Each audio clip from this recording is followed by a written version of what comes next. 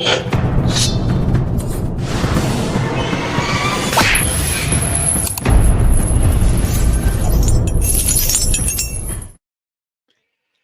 everybody, how are you? UFC 313 just ended. And I want to ask you a question, and I'm going to ask you to be honest with yourself. Please be honest with yourself. If I would have told you before this card started that Alex Pereira would have gone 12 for 12 on takedown defense, stuffed every takedown that Magomed Ankalaev had tried, how many would believe that Alex Pereira lost that fight? Not too many. I think the people who thought Magomed Ankalaev would win the fight thought he would take him down and kind of maul him on the ground.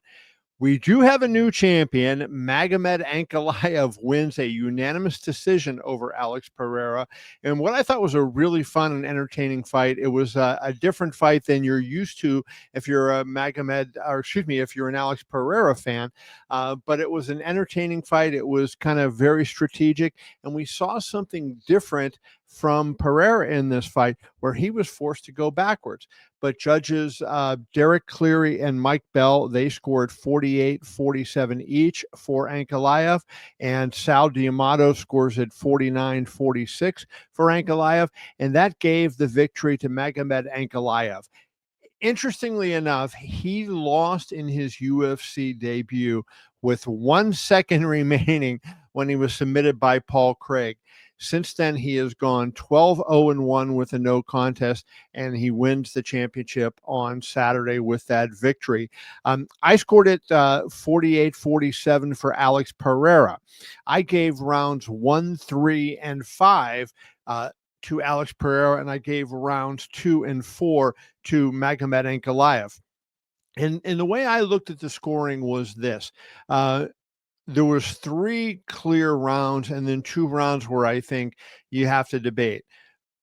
Round 1, no question, that was an Alex Pereira round. He was using calf kicks, a lot of kicks. He was kind of beating up on Ankalaev's legs, and I thought, boy, he's going to stop Ankalaev's assault going forward. He's going to make it hard for him to walk. Then he's going to beat him up. But that is not really what happened. Then rounds 2 and 4 were Ankalaev rounds, and they were very clear rounds. The fight, I think, turns on rounds 3 and round 5. How do you score those rounds? I kind of felt like in round 3, Pereira landed the bigger shots. I think the total punches was even, and there wasn't a lot of grappling in that round. Now in the 5th round, when you look at it, Alex Pereira was 14 of 21 in significant strikes landed, according to UFC stats. Magomed Ankalaev was 20 of 35 in that round. But Ankalaev was also 0 of 4 in takedown attempts, but he had that control time. He had 122 of control time, which came toward the end of the round. And who knows how it swayed the judges, right? How did those judges look at it at that last moment, and what did they decide? As it turned out, the 5th round didn't really matter because Ankalaev had the fight won going into the 5th round. So Pereira won the 5th on 2 of the 3 scorecards. He won it on Mike Bell's and Derek Cleary's card. Sal D'Amato gave the 5th round to Ankalaev. So it did not matter. The 5th round, Pereira needed a finish to win the fight, and he did not get it. He buzzed him a couple times, but I thought the biggest thing in the fight, at the end of the 2nd round, Magomed Ankalaev caught Alex, and he wobbled him. They were over near the cage. And Magomed caught him. I think it was a right hand that he hit him with. And Alex stumbled and went back into the cage. He almost went down. He managed to stay up, but he was really hurt. And he was fortunate in that situation because I think if there was, say, 30 seconds to go in that, Ankalaev might have been able to go ahead and finish him there. So very interesting the way this one played out. To me, strategically, I thought it was a brilliant fight by Magomed Ankalaev. A lot of people expected to see, as I said earlier, him try to get the fight to the ground and work on the ground, maybe win by ground and pound. But if you look at Ankalaev's history, he does not use a lot of takedowns in his fight. He is a stand-up fighter. He has 20 wins as an MMA fighter, 0 submissions. He's got 10 wins by knockout and now 10 wins by decision. I mean, it's really amazing.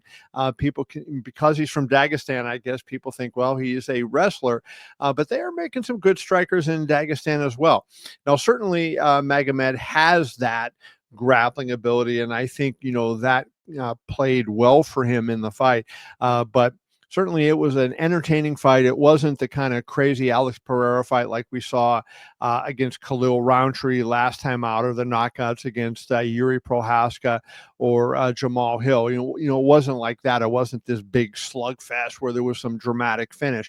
But I thought strategically it was kind of like a chess match. And we've never seen so consistently in one of Alex Pereira's UFC fights that he was backing up. Ankalaev was putting the pressure on him and going forward. And Alex didn't really have an answer for that all night. He tried at the start of the 5th round, to pressure. And for a while in the 5th, he was pressuring. But then Magomed was able to reverse that. And by the end of the round, he was the one putting on the pressure, and he backed Alex into the cage and eventually was able to start clinching him up against the cage where they grappled a little bit. Just want to highlight a couple of the other fights on the card. I have to start, even though the co-main event was terrific, I have to start with the opener on the pay-per-view card, because I thought Mauricio Ruffi, oh my God, I mean, that was just unbelievable, that knockout. He knocks out King Green, formerly Bobby Green. He knocks him out with a spinning wheel kick. He kind of feinted a left hand, spins and comes up with that wheel kick, and he caught him, with the heel of his foot just above Green's ear. And Green went face first to the canvas. Ruffi just stood there and watched him. He knew it was over. Referee Chris Tognoni immediately stopped the bout. But I'll tell you, that Mauricio Ruffi, and all those fighting nerds, but Mauricio Ruffi is a problem. I mean, he is a good-looking fighter. I like what I see of him. He had that win in his UFC debut over Jamie Malarkey, and I think he is going to pose some problems for some people. So good win for him. Another one that I thought was fun was Ignacio Bahamondes. He won by triangle choke over Jamal Turner. So that was very interesting. Jalen Turner, excuse me. And I thought that was a great performance. You heard Bilal Muhammad, the welterweight champion, yelling very excitedly to Bahamondes to get over by the cage, kind of scoot back so you could get up, because they were on the ground. But he did what he felt he had to do, Bahamondes, and he used those long legs, and he caught Jalen in that triangle, and Jalen tapped. It was a lot of pressure. So that was a really big win for a really big lightweight. And, he's going to get some good fights now. We'll see. I think he has some weaknesses, but you know what? He said he is gunning for the championship. He's an active guy, like the style he fights. So keep an eye on him. I think we're going to see him in some pretty fun fights coming up. And then the co-main event, we knew this would be good. Justin Gaethje wins a unanimous decision over Rafael Fiziev. And boy, give Fiziev credit. I mean, he took the fight on 11 days notice. He was coming off knee surgery, hadn't fought since 2023. And he just brought it. I mean, he made it a good fight. Gaethje in the second round knocked him down with a beautiful right uppercut. I thought in the third round, it was 1-1 going into the third. At the start of the third round, Fiziev was looking like he was doing good, and maybe the first 2 minutes of that third round, I'm thinking, oh boy, Fiziev is going to pull this off. But then Gaethje kind of, he just kept chugging along. He picked up the pressure. He started landing the bigger strikes, and he controlled the second half of that round. And I think very fairly, he ended up getting the decision. That was an excellent fight. So the main card was a pretty good show tonight. Really enjoyed those fights. But I'll tell you what a night with Alex Pereira. Just when everybody's talking about him, fighting John Jones, potentially going to boxing to box Alexander Usyk, he loses to Magomed Ankalaev without ever being taken down. He was 12 for 12 in takedown defense, and he still loses the fight. I just can't believe that. That is really, really amazing. It was a good show. I hope you enjoyed it. Please subscribe to my channel if you don't. Like this video. I would really appreciate you doing that. And check out my written content on keviniole.com. I already have some stories up. I should note Robbie Lawler was elected to the UFC Hall of Fame tonight, or selected to the UFC Hall of Fame tonight.